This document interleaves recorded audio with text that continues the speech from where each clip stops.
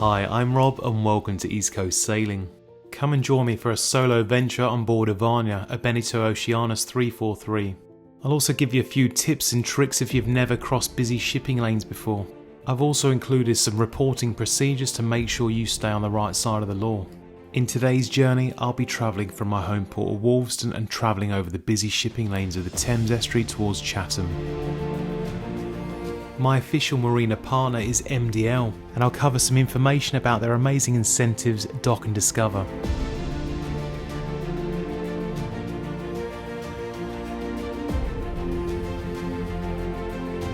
The Thames Estuary is a formidable stretch of water and it shouldn't be underestimated. I've made the crossing many times and the place can change at a flick of a switch.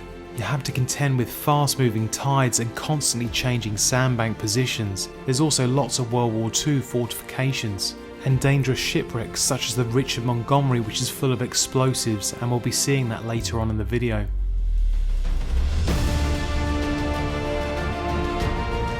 After a delayed start to the journey because of a line, it would throw my passage plan completely out the window. This decision would come back to bite me as I'd have to punch against a strong tide as I left the River Orwell and punch against a strong tide as I entered the River Medway, adding 2 hours to the total journey time. After landing in Chatham, I met my wife Fran and my son Hugo. I'll give you a few pointers of all the great places you can eat and things to do. I'll leave the boat at Chatham for a week and head back with the family before returning to pick up the journey and head towards Faversham. I'll head round the backwaters of the Isles of Sheppey through the Swale, a decision I'd live to regret after getting stuck not once, not twice, but 3 times.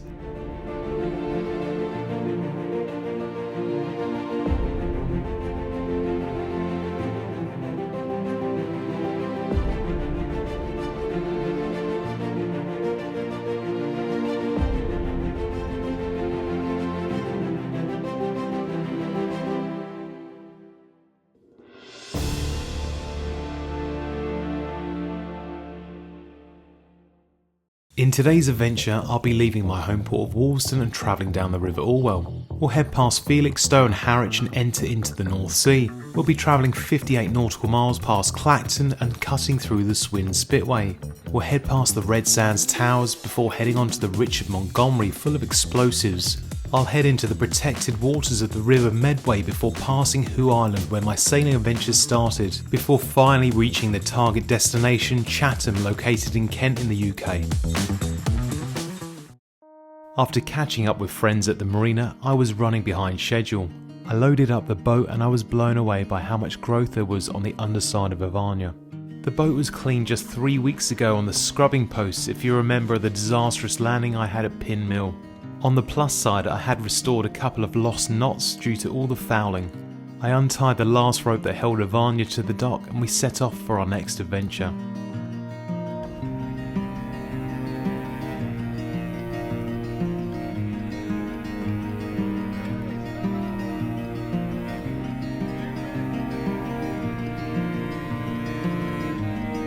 Of course, safety is paramount, so make sure you put your life jacket on, and just as a precaution I always clip my VHF radio to it just in case I ever went over.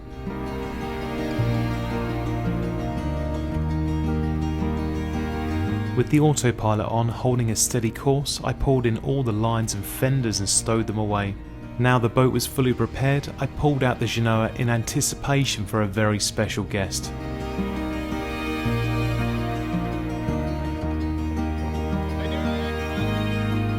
And this is Ian cruising along on his Sun Odyssey in style, and he dropped off an emergency rations pack for my trip to the Isles of Scilly, and I stayed true to my word of opening a tin in every new port I visited.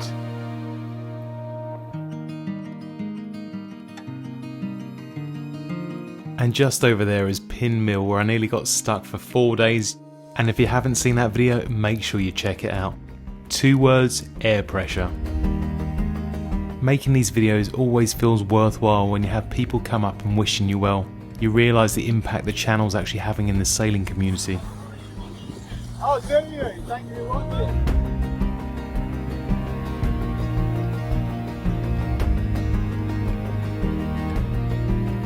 We headed round the last few bends of the River Orwell before we had passed the busy ports of Felixstowe and Harwich. It doesn't matter how many times you pass this port, it's always fascinating seeing the ships up close and personal.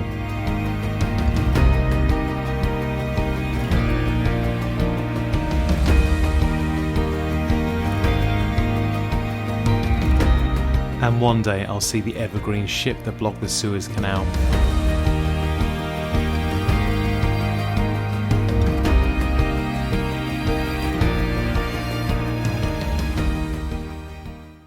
Hi guys, welcome to another episode of East Coast Sailing. I'm Rob, and today we are heading towards the historic maritime town of Chatham. We've just gone past the busy port of Felixstowe behind us, and you have the Cowdew Express, which is another large vessel coming in, and all the tugboats are waiting for it to pin it against the dock to start unloading all the containers at the Felixstowe port just behind me. So it's a beautiful day. It started off very windy trying to get off the dock, and then the winds have just died down as they always do when you need them. So I'm just motoring. I'm on the cusp of having about 4 knots of wind, but I'm going along 4 knots in that direction. So if I had the sails out, they're just going to flog and just become quite annoying. So hopefully the wind picks up in a little bit. We can get the sails out and head towards Chatham in style. You would think someone who's covered as many sea miles as myself would have no problem pulling up the mainsail, but not today. The rope that's connected onto the mainsail had lots of slack, and with these uncomfortable swells the rope had swung round and got caught round the radar deflector. Luckily this isn't the first time it's happened, and I reached into the locker to pull out a boat hook and a telescopic tiller handle extender. Once these two are connected together, that will give me enough reach to pull the rope back round the radar deflector.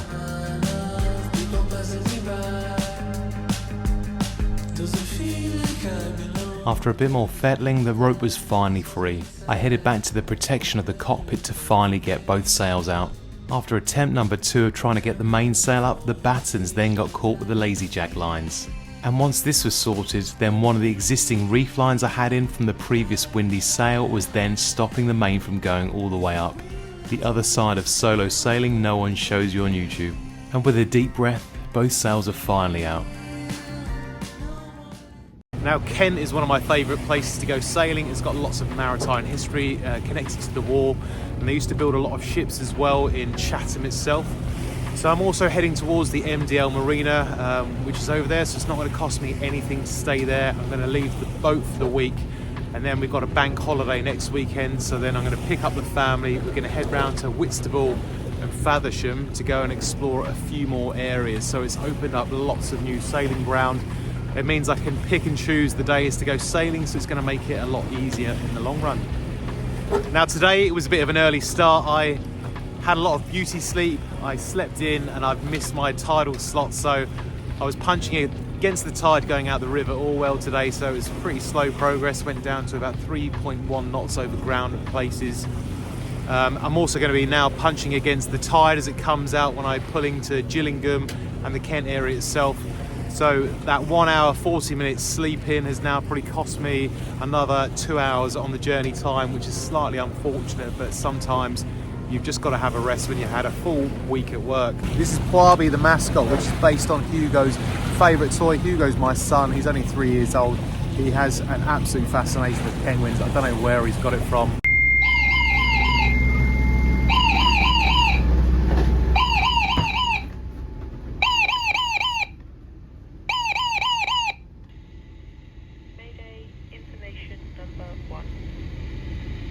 A VHF DSC distress alert was received by a handheld device.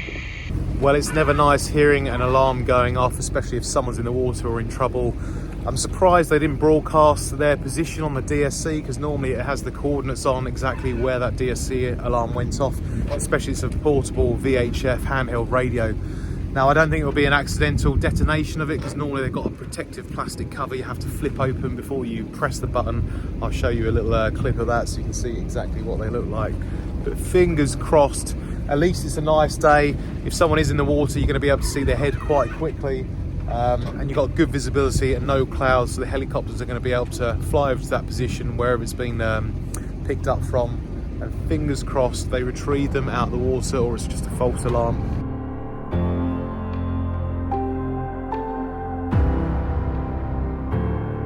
So I was nearly going to go and risk it to cut through the wind farm, which would have taken about 40 minutes off the journey to recover some of that lost time of me getting up late.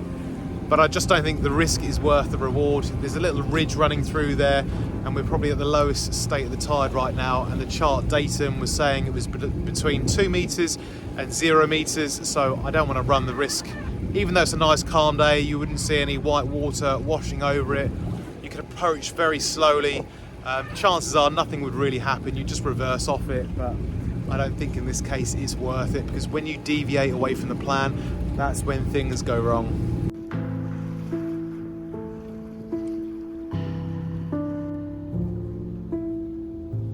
Second alarm of the day. What is going on? Daily Coast Guard, Roger sir, if it was a DSE, distress was sent at 1124 UTC, we are aware, over.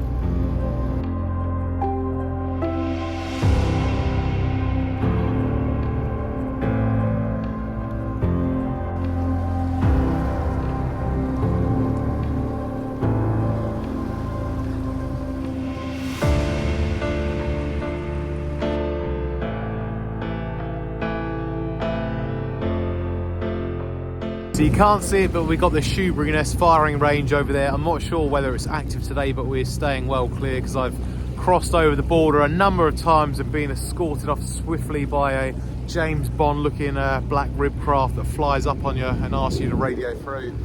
So I can see the Shivering Sands Tower, the Red Sands Tower, and we're just going around a bit of a sandbank. So as soon as we get clear of that, I'm going to go and see the Red Sands Tower forts. Go and get some lovely footage of that because they are very impressive if you've never seen them before. Located in the Thames Estuary. Doesn't seem to be a lot of marine traffic today, but the wind is very nippy. Even though it's quite sunny, I'm sure once I get into port it's going to warm up, but it is freezing out here.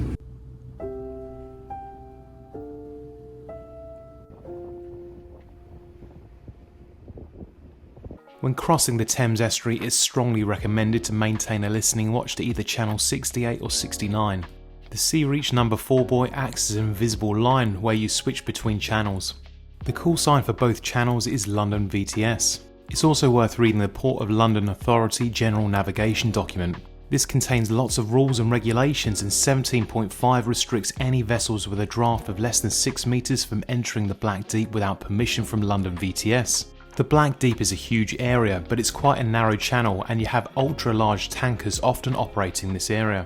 Now I'm a bit sad, and I read the whole Port of London Act 1968 including all of the updates, and the fines are staggering. If you breach any of the bylaws in the London Port Authority document, you can get a fine of up to level 5, which is unlimited in today's money. I have come across a thread online saying that there's standing permission for pleasure vessels under 40 metres where they don't have to radio through and get permission as long as they cross the Black Deep at 90 degrees. But I would take this advice as a pinch of salt because it's not on any official publications. Right, I'm just crossing over the Thames Estuary and it looks like I'm on a collision course with this tanker just behind me called Moreton Mask, so I'm going to call them on channel 16 and hopefully they answer me. I'm going to ask what their intention is and whether they want me to pass in front of them or behind them. Moreton sailing vessel, Ivania over. Legend has it the East Coast sailor waits by his window every day waiting for a reply from Moreton Mask.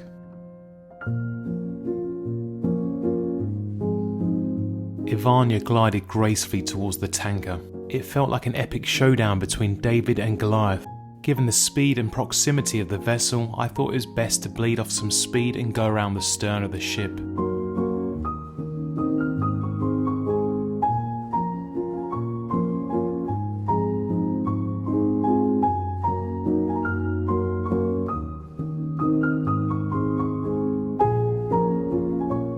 This is as close as you ever want to get to a container ship because you never know how big the bow wave is going to be. Luckily Moreton Mask was a gentle giant and there was no bow wave produced. I cruised over the Princess's Channel and headed towards the Red Sands Towers, which are a collection of army-style forts.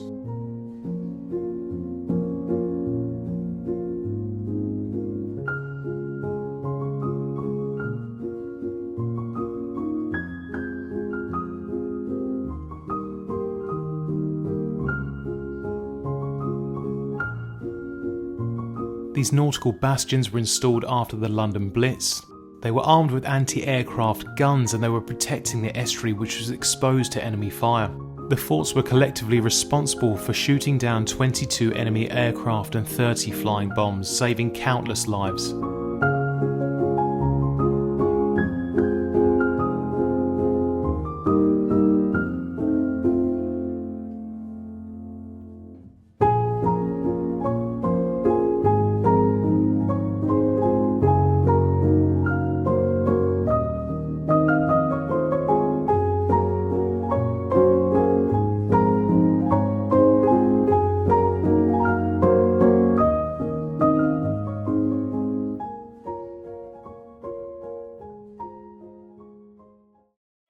I pulled up to the site where the wreck of the SS Richard Montgomery lay.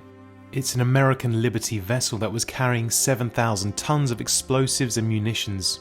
In August 1944, the boat dragged its anchor and landed on a sandbank. The boat slowly began to sink, but miraculously none of the crew on board were killed. Whilst most of the cargo was removed, 1,400 kilograms of explosives remains on board, and if the wreck were to detonate, it would send a wave 16 foot in a 10-mile radius.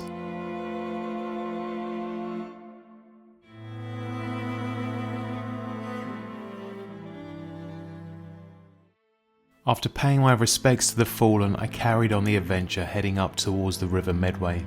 I passed the last few tankers and that beauty sleep would come back to haunt me as the strong tide was pushing against me. Ivania can comfortably cruise at 7 knots, however we were crawling along at 3.5 knots over ground. We had a head-on tide of 3.5 knots.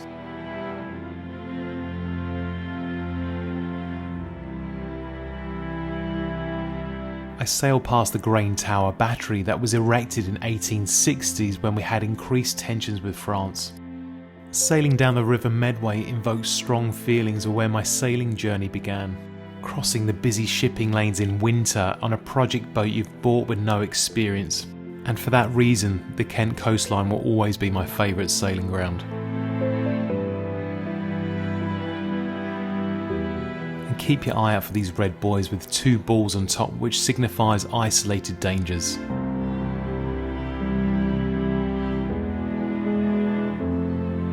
We pass these unworldly looking cranes which are used to extract grain from ships.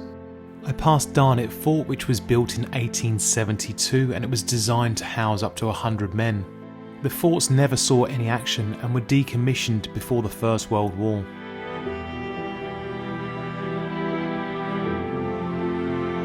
It's actually incredible to think my sailing journey started just here behind me at Hoo Marina, where I picked up my first boat I've ever bought off eBay for £1,400, and 11 years on we're now in Ivania in a much better boat, and all the sailing accolades and personal goals I've achieved over the years.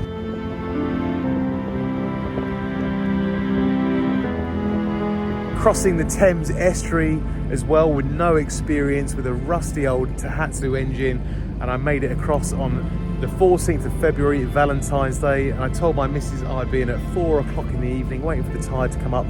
No, did that happen? No, the sun just dropped into the ocean. I literally was about halfway there and I made my peace with God because I thought I was a goner at that point, and buckled down. So imagine your first sail when you do night sailing, crossing the Thames Estuary and doing it with no experience and coming through the other side. And I have to say, every sailing adventure has been much easier since then. Much more planning, much more preparation, and I've never had any issues since that day, so I put that behind me.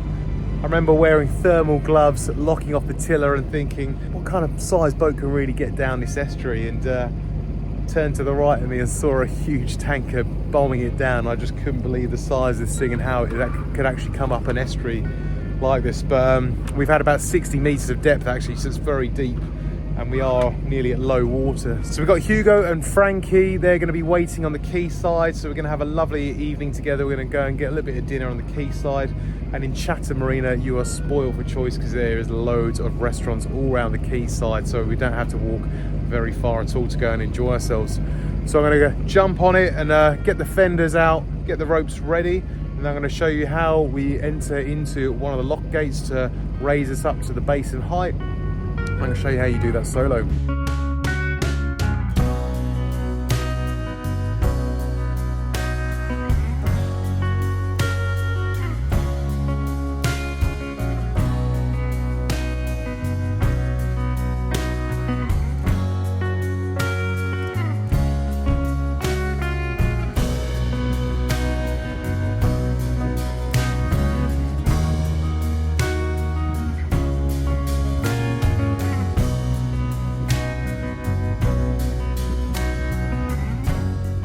we're just pulling up the River Medway and I can see the tower blocks just outside Chatham Marina. So we're going to be entering the lock soon, and every successful lock entrance always needs a bit of preparation. So you want to have the ropes ready on whatever side you're going to land on. I know it's going to be on the starboard side, so I've got all the ropes ready. I've got fenders out on both sides because in busy months, particularly in summer, boats might raft alongside you if the locks are very busy. Now when we do get into the lock, don't be tempted just to jump out halfway because you're taking up valuable space in front of you, and people might need to come into the lock after you. So make sure if you jump off on the pontoon, land halfway and then walk your boat down near the lock doors, but not too near, because sometimes it can be very difficult to get off the pontoon wall, especially in high winds. So give yourself a little space to accelerate and be able to turn off and then choose your designated path to get to your berth. So the wind's picked up as always, so no wind when we were sailing, and now we've got a nice little breeze as we're about to dock, which is always the way. So gorgeous sunshine, a beautiful sunset. It's just turning 8 o'clock. So that little lay-in this morning has cost me 2 extra hours on the journey time, because I've been punching against the tide coming out of the River Orwell when I was at Ipswich, and I'm punching against the tide all the way up the River Medway, and we've had about speeds of 2.5 knots of tide. So it has been absolutely taking speed over ground off all morning and afternoon. So that is a lesson learned. Don't ever have a line, because it will cost you a lot more in the long run. If you haven't already, make sure you check out the East Coast Sailing Store. Every item that's sold, 5% of the profits will go to the RNLI to keep us sailors safe. And the latest design has just dropped on the East Coast Sailing Store, featuring the Tollesbury Lightship and the Beachy Head Lighthouse. After quite a long and slow journey, I could see the finish line. My timing couldn't have been any better, arriving in the golden hour, which always provides the best natural lighting for filming.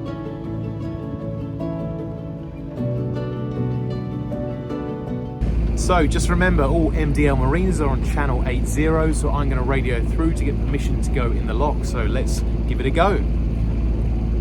MDL Marina Chatham, sailing vessel Varnia approaching the lock, permission to enter, over. Yeah, this is Chatham, I'll get the gate open for you now, over. Many thanks, Ivania, standing by, over.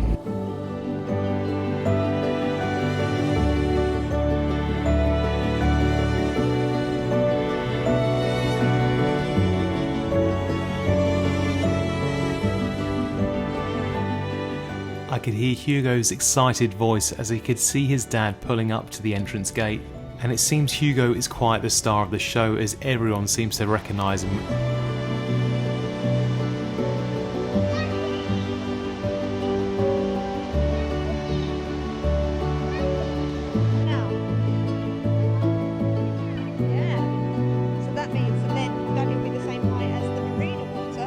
As my visit was early on in the season, there was no other boats coming in, so I didn't need to walk the boat down any further.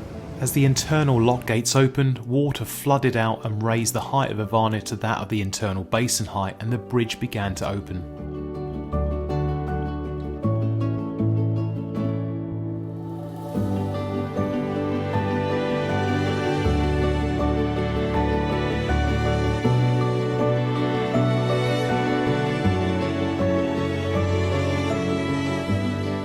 As Chatham is such a large marina, I've actually been practicing my reversing, and it seems to be a lot easier. I pulled into my temporary berth for the week next to Dancing Girl.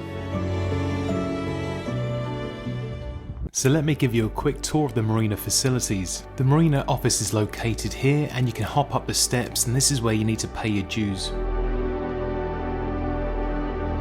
Access into the marina is via this gate, and there's an electronic pin pad where you can tap your card against. The showers, toilets and laundry facilities are located in this block. As always, the facilities were spotlessly clean. And a week's stay at this marina cost me nothing, and that's because I'm a platinum member and I have access to all of MDL Marina's facilities at no extra cost.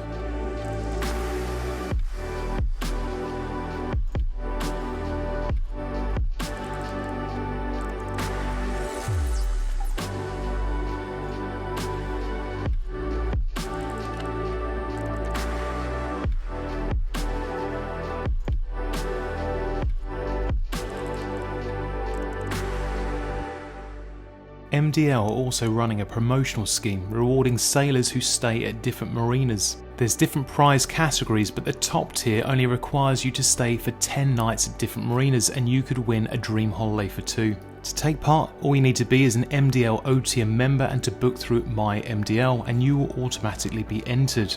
All you need to do is get your Explorer's card when you arrive. I tucked into this meaty pizza at the Pier 5 restaurant, and it was time to explore on foot, and first up was Upnor Castle, which is situated opposite the marina. In my day-to-day job, I'm in construction, so I was fascinated by this intricate brickwork on this old pumping house. But the real jewel in Chatham's crown is the historic maritime dockyards.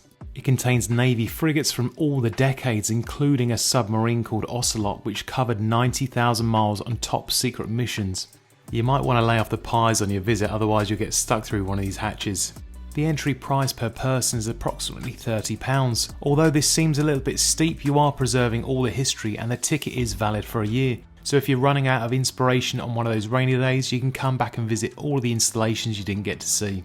It also boasts one of the best collection of RNLI lifeboats, and you can see the evolution over the years. Visiting museums is thirsty work, and we popped into the command house, which was used to coordinate the Battle of Trafalgar in 1805. And of course we went to Diggerland for Hugo, but mostly for me as well. I hope you enjoyed today's episode. You can see a lot of research and some heavy editing went into that. And I got a couple of thank yous to say, and first up is Alberto, who bought 5 coffees on buymeacoffee.com. The link's in the description. That's going to go a long way to paying for that drone that went for a swim as I went to the Isles of Scilly. And secondly is to Peter Firkin, who purchased 2 pairs of the East Coast Sailing sunglasses. I saw in the invoice he was in Torquay and hand delivered them on my way back from that trip. So thank you so much. Peace out for next time. Thank you for watching EasySea. That's good. Well, see you soon. Bye. Thanks for watching East Coast Sailing, and if you've enjoyed today's episode, hit the like button, subscribe to the channel and turn on notifications to get the latest episodes. Come and join me for a wet sail round the River Swale as I get stuck 3 times on the way to Faversham, but it's worth the journey.